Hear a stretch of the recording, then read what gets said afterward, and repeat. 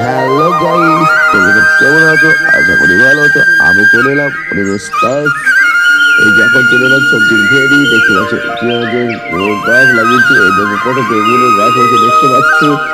তো একটা দেখো পোকা লেগে গেল, কেন জানো স্প্রে করতে হবে মনে হয় যেন।